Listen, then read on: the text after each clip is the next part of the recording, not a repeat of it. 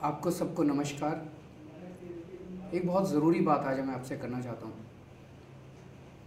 जितने भी लोग देश के बारे में सोचते हैं, देश के बारे में चिंता करते हैं, उनके सामने आज मैं दो चार बातें रखना चाहता हूँ।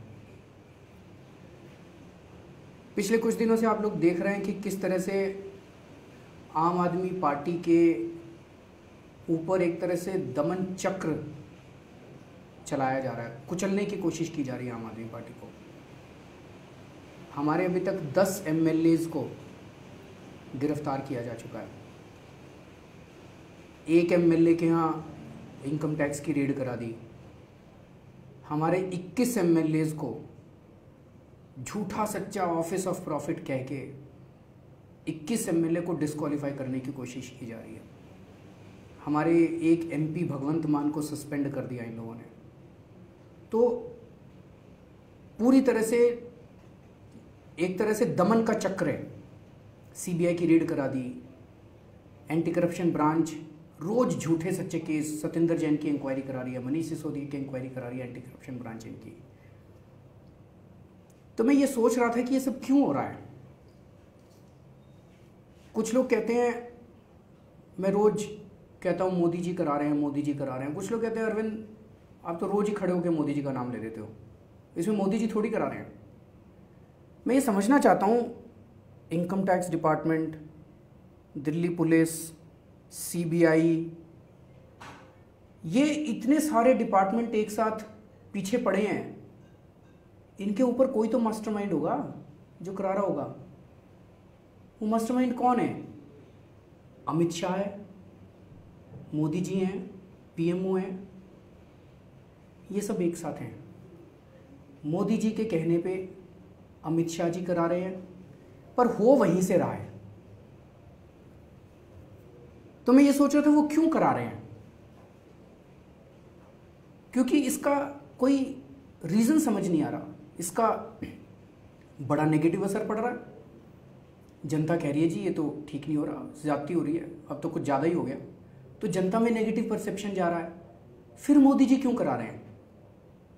तो जो लोग अंदर के लोग बताते हैं कि मोदी जी बिल्कुल बुरी तरह से बौखलाए हुए हैं हम लोगों को लेकर, बहुत ज़्यादा बौखलाहट में है, गुस्से में है, बहुत ज़्यादा गुस्से में है।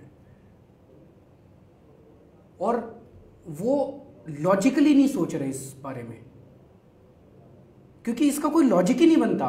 रोज एक एमएलए को पकड़ के, और जितना के खिलाफ अभी तक एमएलए को पकड़ पकड़ के डाला है, 2 दिन में सारे छूट के बाहर आ जाते हैं। एक मामले के अंदर जरा सा भी कुछ साबित नहीं कर पाए, सारे छूट के पकड़ते हैं, 3 दिन जेल में डालते हैं, फिर वो वापस आ जाते हैं।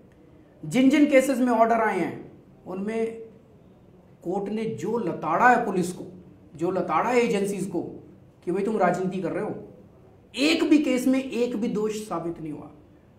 तो ये क्यों कर रहे हैं? तो लोग बता रहे हैं बुरी तरह से बौखलाए हुए हैं प्रधानमंत्री जी हम लोगों को लेकर, और वो दिमाग से काम नहीं कर रहे।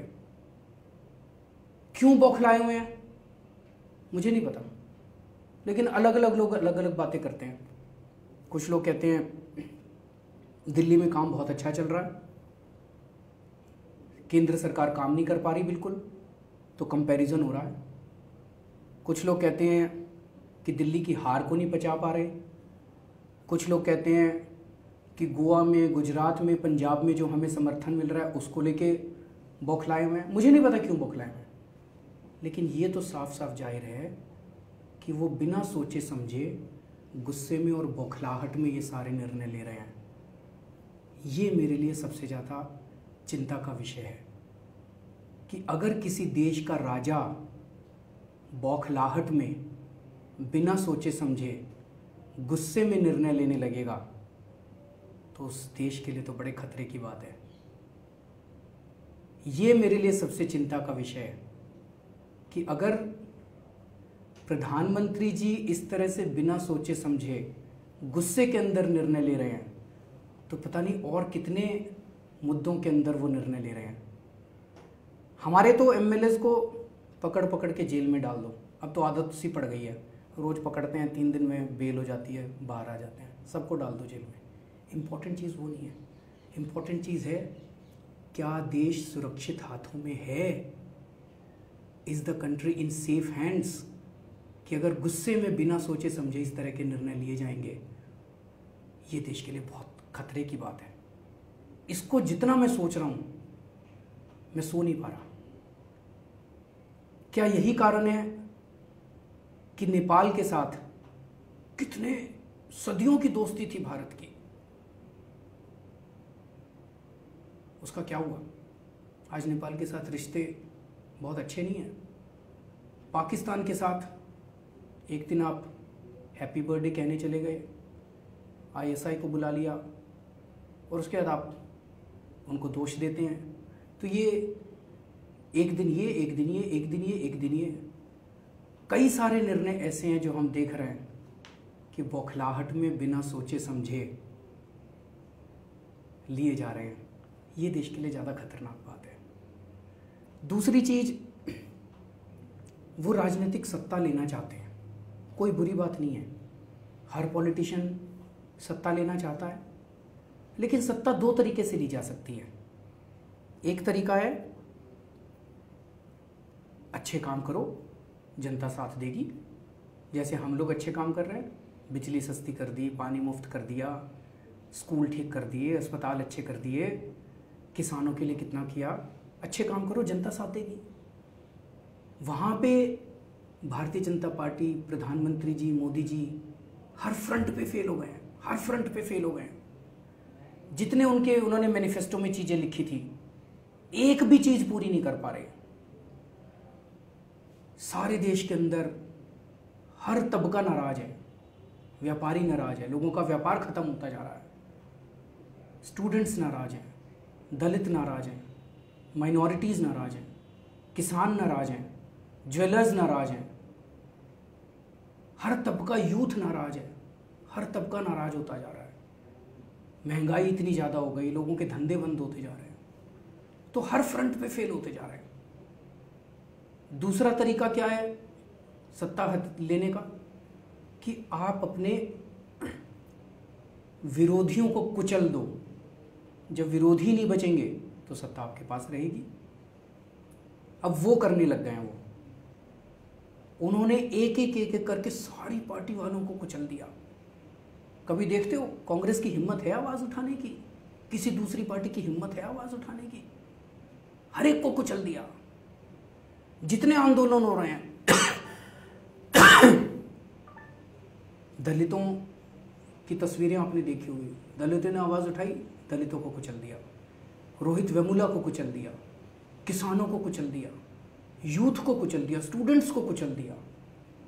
जितने हमारे ऊपर इन्होंने सब कुछ छोड़ दिया, हमें कुचलने में इन्होंने कोई कसर नहीं छोड़ी। आम आदमी पार्टी को गिरफ्तारियां कर दी, सीबीआई छोड़ दी, एसीबी छोड़ दी, दिल्ली पुलिस छोड़ दी, इनकम टैक्स डिपार्टमेंट छोड़ दिया।